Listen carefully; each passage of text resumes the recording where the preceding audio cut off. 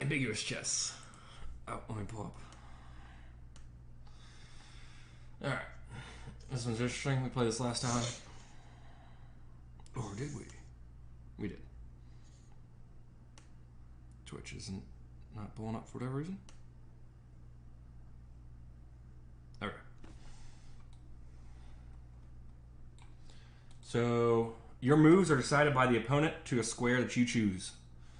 At each turn, you must first play a move with your opponent's pieces to the marked square that they marked, and then play a move freely with your pieces. So when it says play a move freely with your pieces, you're actually just marking a square where you want a unit to move to, but it's not necessarily the piece you want it to, unless it's the only piece. Yeah, exactly. Poorly written. The target in the first part of the move is indicated by a colored discus for an empty square, or colored by a piece for capture. Exceptions: the first move of the game and a move which captures the king don't have a second part. There is no check or checkmate. You win by capturing the opponent's king, and there is no castling. No castling. All right. So I'm supposed to do what first again? You got a free move, or the first move doesn't have a second part. So you're marking a square that you will move my piece. Yes. Okay. So this discussion, we're gonna be talking about Game of Thrones because I don't know when you're watching this, but I have just recently started watching Game of Thrones. Long past its finished state, I guess. No, I haven't watched it in a good 5 years at this point.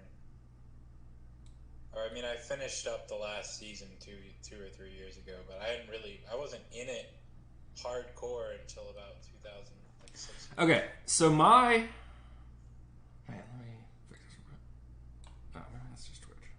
All right. My complaint was that I thought actually season 5 and 6 were pretty good. They are pretty good. I never said they weren't. My complaint was like seasons 1 through 4. There's so many storylines. So like the Queen of the Dragon storyline, the Jon Snow storyline, the kid that can't walk. I forgot his name. The kid that can't walk. That's almost kind of related to the Jon Snow storyline. I'm trying to think of one other storyline. All those storylines throughout like season 1 through 4, maybe season 5, were so drawn out. Like they could have. I don't know what you mean. Okay. They So just taking the Queen of the Dragon storyline, seasons 1 through 4, that could have been just like 1 or 2 episodes of the Queen of the Dragon. Yeah, they spread it out. Yeah, but way too much in my opinion. And so there's because I wanted to know what happened almost for that storyline, but it just I had to watch so much for that to happen. Like I'd have rather it been like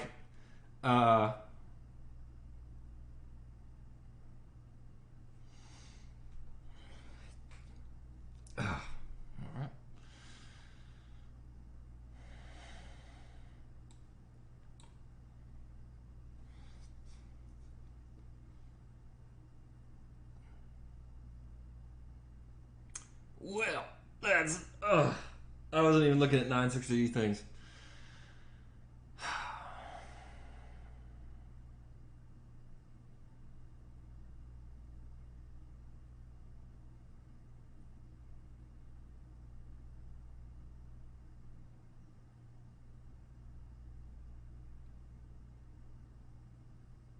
Wow, this is already go. So yeah, I would have rather it just been 2 episodes, like full episodes where they just went over that storyline and then. Yeah, but this is happening in time, dude. Not, I mean, but just, no, but okay, but 2 episodes, it's unfolding. But not much of what is happening in time related to the. I agree, but I mean, overall,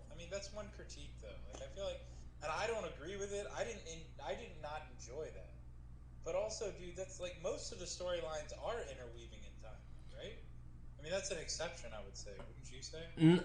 Most of this other stuff happens in Westeros, and that's like the only. Yeah, well, so the Jon Snow storyline doesn't really go with anything else. The Queen of the Dragon still hasn't gone with anything else. His decisions and what he doesn't where he goes and what he does have something to do with the world he's in? Like, it has something to do with the world he's in, but it doesn't affect any of it really, or it hasn't yet. So I mean, and it hasn't affected any of Westeros. That you can't wait for them to unreveal it. I mean, I don't think that's a good. I'm not. So your critique is just you wish you got more of the show at one time instead of spread out. I think it would have made for better storytelling, or even if like, I mean, I know you haven't seen, you've only seen season 1 of Westworld, but they usually have 2 to 4 storylines going, but at least they, like, what's going on in Westworld is affecting all the characters.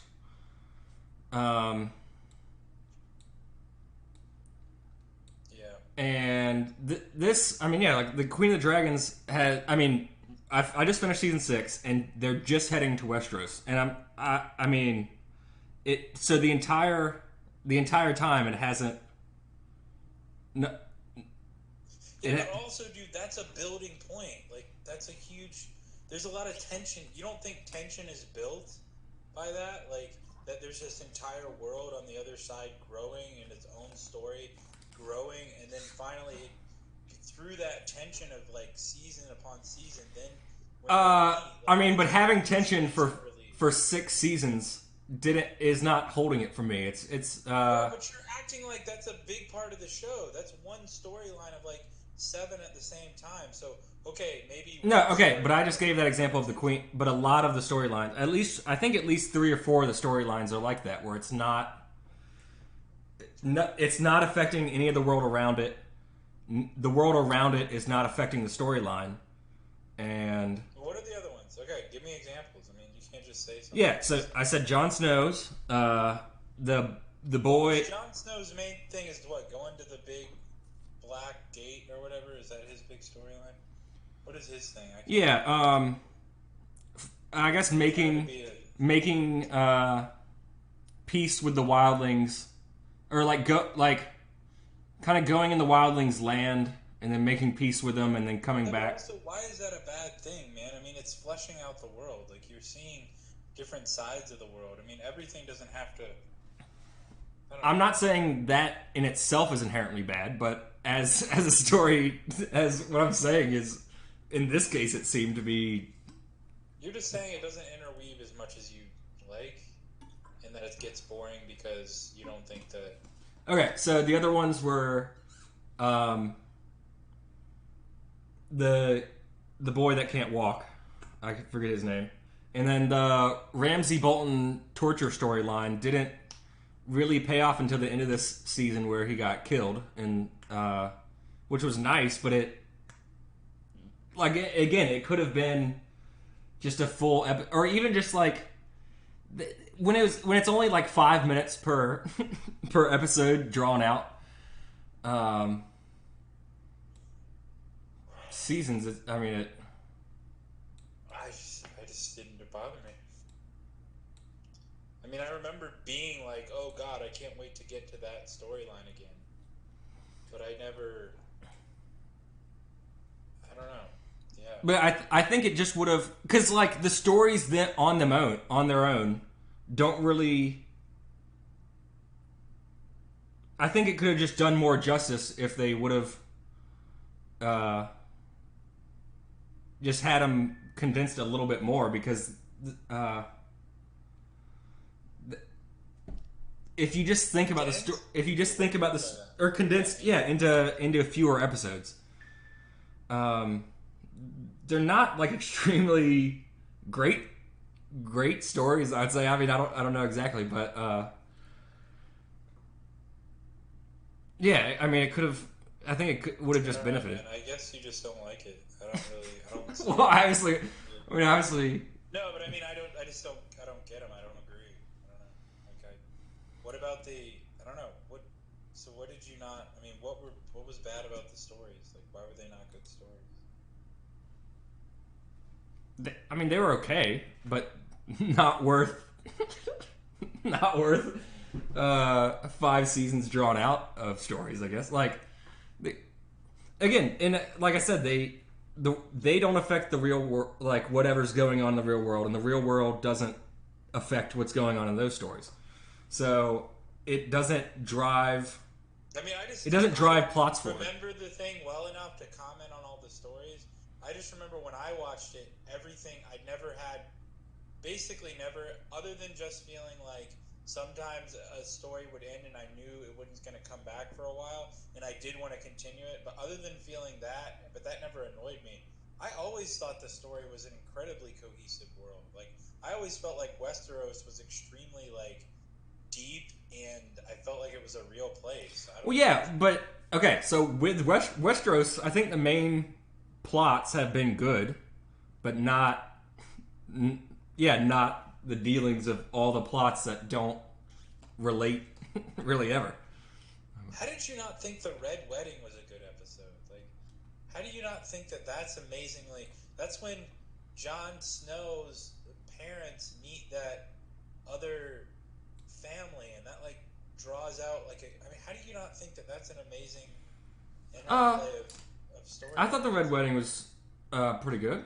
Yeah, but I just gave you an amazing example of 2 storylines that converge into an amazing, like that. Those are 2 storylines that converge because there's the North. Okay, yeah, but I didn't mention that in the storylines that didn't really matter. The Red Wedding and goes along with Westeros and the Starks, and they killed. Sure. I mean, I just don't. Okay, great, all right. I don't know. Okay, so what's so bad? Like, what are the storylines? What's other ones that suck? Like, what's the one about Jon Snow? Let's talk about that one. That one's. I thought that was like, it was entertaining. I just, again, it just was drawn out so much that,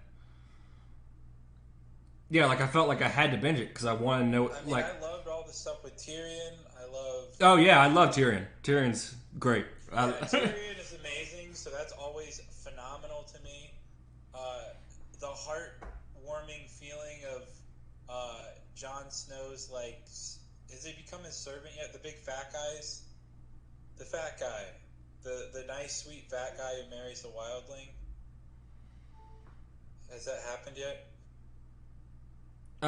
They haven't got married, but I don't think they've gotten married. That storyline I find incredibly heartwarming and wonderful, and I love it. And let's see, another storyline I absolutely love. Yeah, so if they would have taken that storyline and Jon Snow's storyline and put those. Yeah, they could have like had full episodes where it just focused on like 2 storylines and had full episodes of that.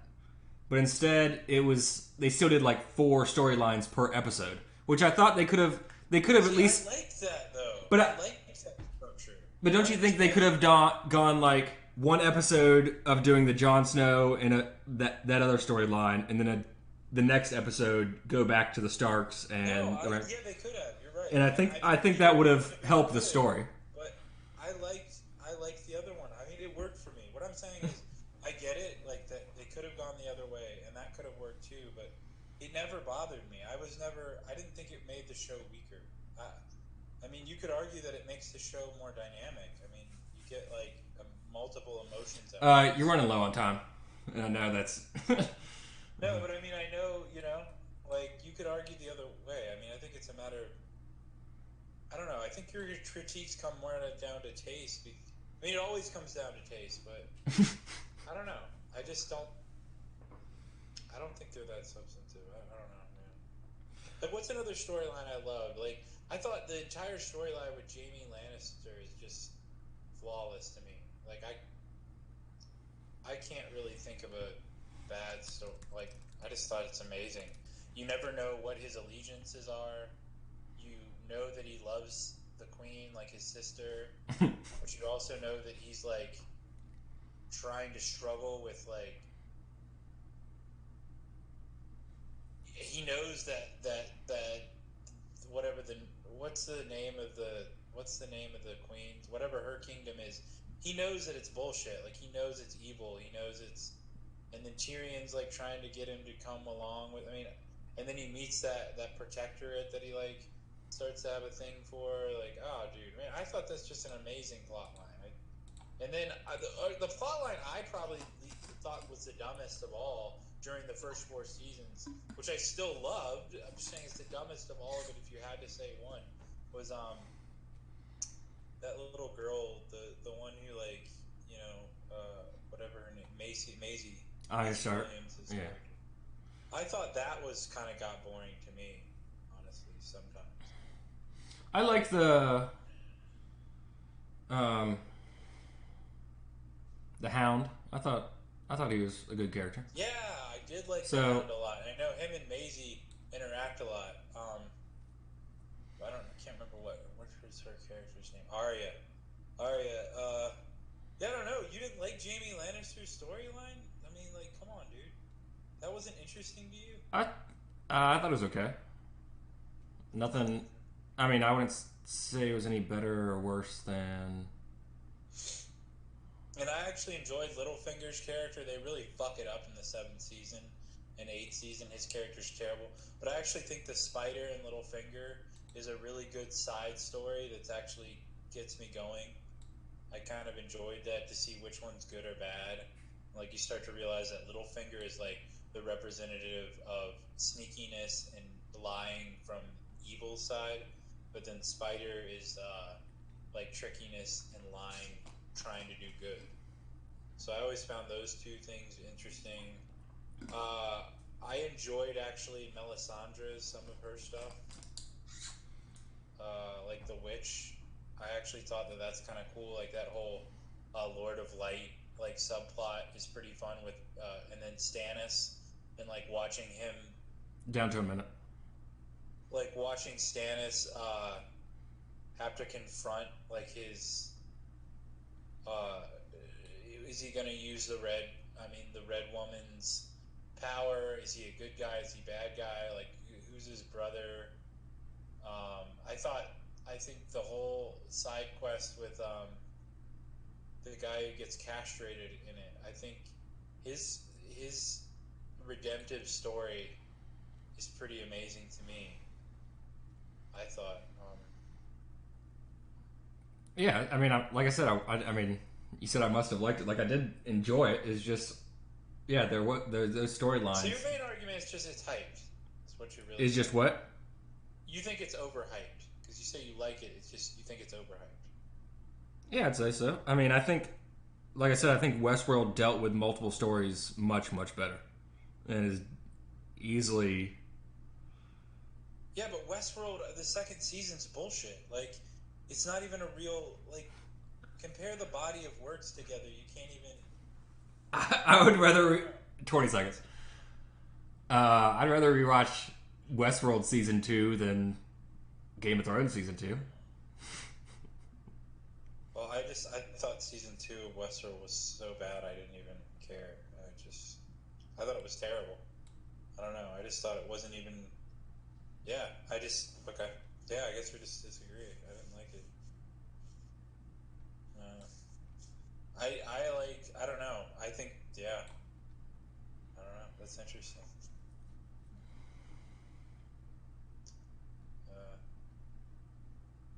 Dude, I'm so glad you watched it. That's so cool. What was more? Let's just talk about more stuff that you thought was interesting, or what else did you think about it? To be so, like every death, like I wanted, like you really wanted those people to die. Which was what? like Death, what? Like you really wanted those characters to die. Like Joffrey, you mentioned was last week. Oh yeah. When dude, I think the end of season 4 is it the end of season? It's the beginning of season 4 where Joffrey dies, right? Dude, that's amazing. Yeah. That it's one of the opening season. He gets poisoned, dude. Isn't that an amazing episode? Like I remember watching that episode and just being like, oh my god.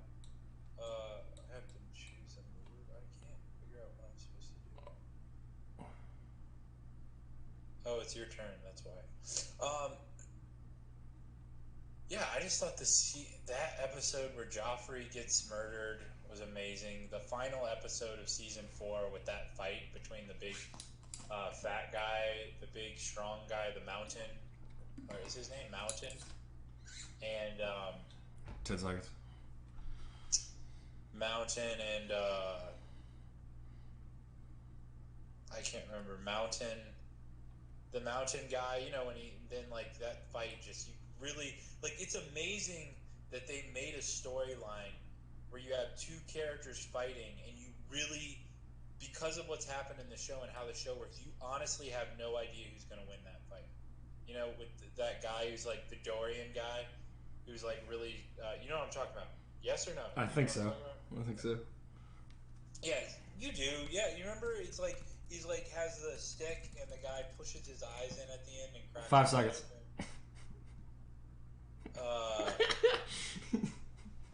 You know what I'm talking about? Like, I think it's amazing that show is so crafted so much so that there's so many twists and people die that you really don't know who's going to win there. And I think that's, like, most shows, you get to some kind of climactic part like that, and you kind of already get a feeling of where the show has to go, or what's going to happen, or who's going to win, or, like, the clear bad guy or good guy. In that show, there is no clear bad guy or good guy. But it's also not an anti-hero show, which I think is pretty unique.